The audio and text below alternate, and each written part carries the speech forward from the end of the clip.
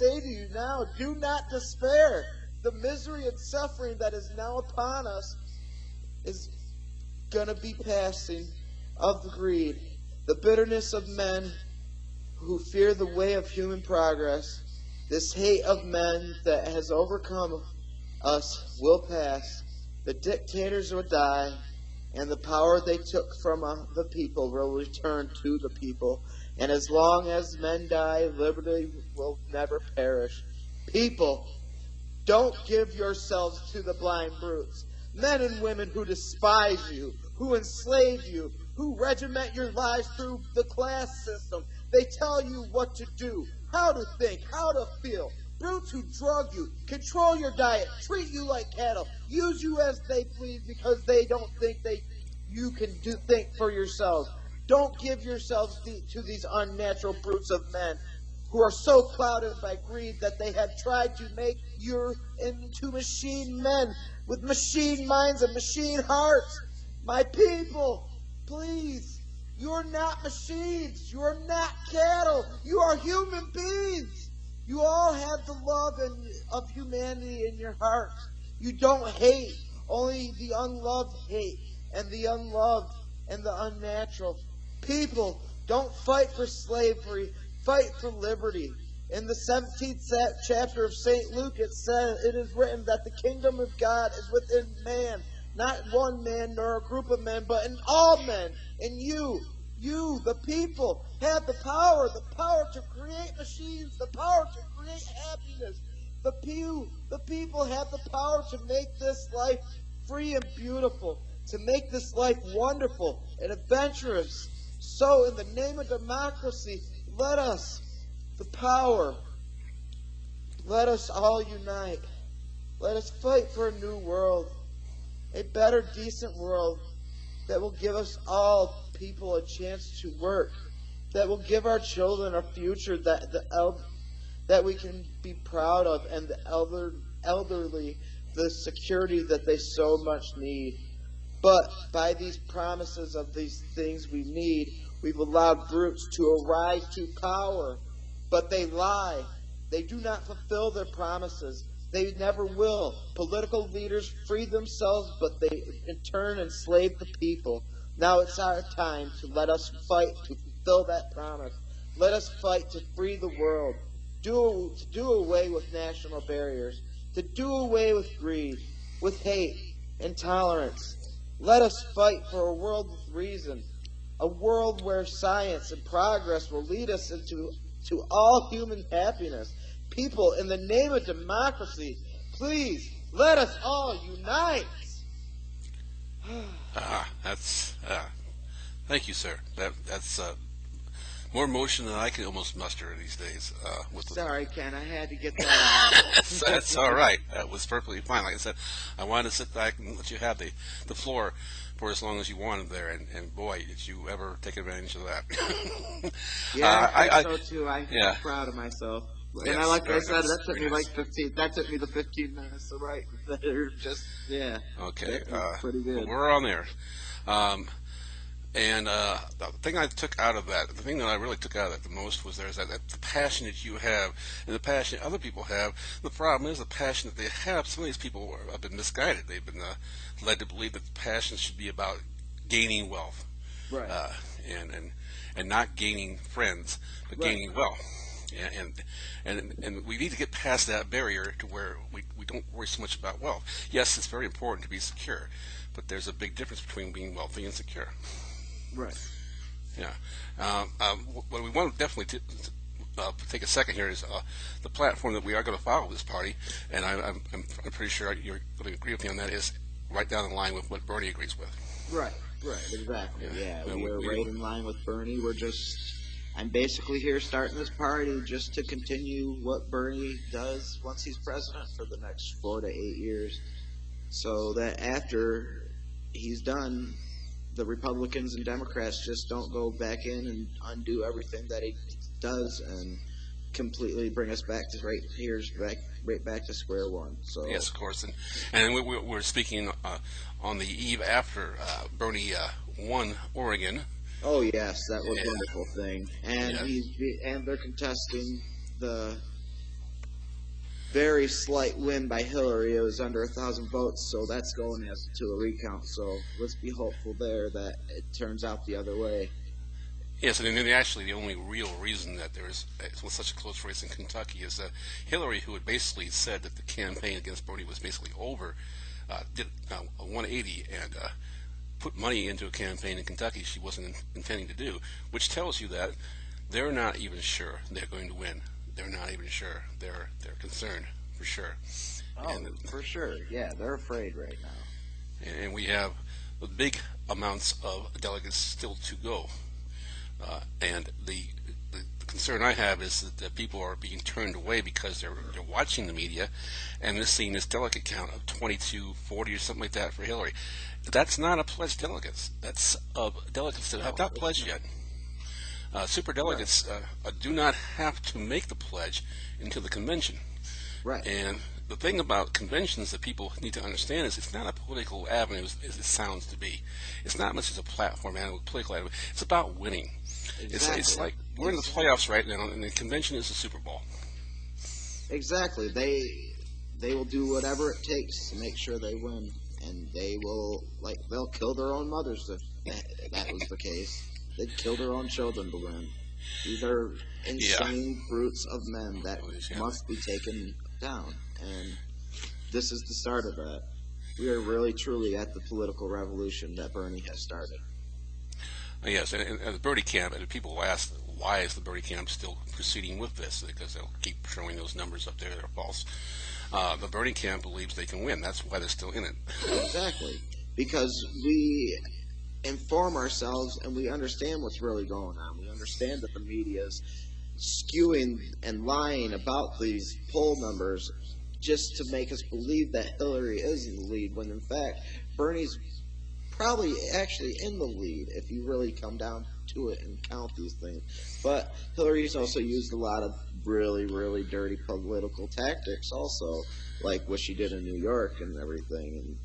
And with Bill blocking the voting booths. And right, South. Exactly, yeah. Like, you can't, they're afraid now. They're astute. They're very astute in that, knowing what it takes to win an election. I will give them that. Well, yeah, Bill was in there for 8 years. Come on now. But again, as these polls come out, and I have to wonder when these polls flip. At some point, they might actually flip as far as Hillary against Donald. And then when they do flip, I'm just wondering what the response is going to be there, because right now her lead is down to like 3%. Yeah, I was going to say, I thought it was like 52 to 49 or something like that. At one time, it was 8%. Yeah. And that down. Yeah, and even then, Bernie was plus 13. Right. And it's not helping. Bernie's the way to go. People need to realize this. People don't realize that he's not like all the other ones. Even Trump.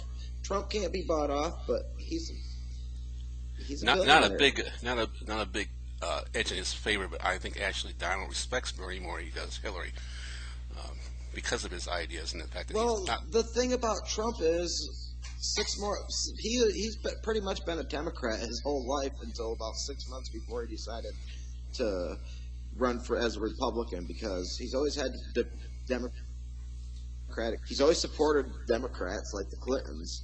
He's been friends with the Clintons. The Clintons were just at his latest wedding. I mean, come on now, like it's all just a big smoke and mirrors game that Bernie Sanders has thrown a wrench into the game, because there's other things. There's a lot bigger things going on in this world right now than just this election, and they're just throwing a lot of smoke and mirrors out there right now. And I want to be checking the numbers again on some of this next week as well. When I do my little numbers segment before I do my actual podcast, and I'm wondering if Hillary actually got as many votes losing to Barack Obama in 2008 as Bernie has, and I'm imagining that Bernie has more votes and more popular votes than she has. I'm thinking I'm thinking the same thing. This might be because when Barack came, that was the end of the Hillary train. That that just killed it. Yeah. Of course, she ran her campaign all the way up to the convention as well, and that's why she's holding her tongue at trying to persuade Bernie to unite the party, because she herself did not do that when she ran. Right. So she has that situation there going. So, but certainly, I do not respect the media for trying to make this Bernie's hurting the party because he's still in the race argument. It's completely wrong. It's ridiculous. The only reason he's in it is because he knows he could win it. He would have stepped aside by now if not. No, I definitely, when I've heard of the man and the way he speaks and his principles, there's no doubt in my mind if he felt there was no chance for him to win, he would step aside. And we also have lingering in the background with all this going on while the media covers this primary race, mostly the Trump part of it till now. He basically won it out. We were almost hearing more about Trump than Bernie or Well, Hillary. that's because he did the little political show that everyone loves Trump for. Everyone loves Trump because he's a man that will say what's on his mind no matter where it is, and he doesn't care what anybody thinks about it. But that's not the type of man we want as president. There is there's no redeeming value to almost every single thing he says. A man who actually, in one of his speeches, says that American workers are being paid too much. It's amazing how that just gets slid underneath the carpet and nobody discusses that. Right. And the media doesn't discuss what they should discuss. They want to discuss what the corporates want them to discuss. Well, yeah, they're all just puppets being told what to say. Like, I loved it. I think it was 2-3 years ago on Fox News. I can't remember the guy's name, but he went off and he's like, I've been on this fucking show for 3 years and I've been telling the American people lies and I'm sick of it, and got up and walked off the set and he quit right there on live TV. I loved it. I was like, yes, tell us the truth, please. Give us the memo you get every day. What you're supposed to say. What Robert Murdoch does do is what I heard he does give them a memo with talking points. Oh, yeah. I've never heard of a news program that had talking points. That's a little strange to me. Right. I mean, well, yeah, it's because they're just controlled little puppets. Yeah, which is what we're going to be going against as we start this party. That is the dilemma we're going to face, and we're going to have to face it with a lot of people. And that is the media is going to deny our existence as much as they possibly can. It's the same way they're denying Bernie's chance of winning as much as they possibly can. Right. Exactly. Oh, trust me, I'm already prepared for that. And it's all right, because that's the wonderful thing about the internet. They can't stop us from using this. No, they will work on it as much as they can, but I don't think they're going to come up with solutions to stop free speech over the internet. I mean, outside of Donald Trump's insane idea of blocking the internet. Yeah, let's just forget about freedom of speech. Keep this whole part of the internet down so no one can use it. Yeah, that's that really big smart.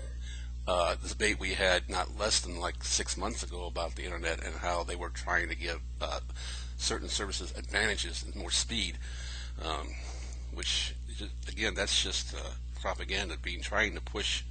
If you can't control the internet, push the parts of the internet you want forward to the search bar. Right. Which they have, fortunately for us, failed so far to do. Right. Well, I will give Apple some credit also, because I thought all along that they were just feeding the government all our information that they want, and they actually haven't. They're fighting the government over that crazy motherfucker. I mean, you'd think, but they're right. The owner of Apple is absolutely right that if he allows this one certain case, that's just going to open Pandora's box to letting them do anybody and everyone at any time they want. I mean, it's bad enough we got the NSA collecting all our data at all times. We don't need, at least. So I'll give Apple some credit on that. Vegas odds that this conversation will be listened to at one point or another by someone other than the people we intended to. Oh, that's. I guarantee that it's. I put all my money down on this. It's going to be listened to at one point. That's a 6-5er, I think. I'll put that one down as a 6-5er, and that's probably even higher odds than that. And that's all right. Let them hear us. Let them hear my voice. Remember, my name is Frank Allen Foster Jr. I live in Flint, Michigan. And I'm not. And Go ahead. the Flint, Michigan, where the water crisis is going on.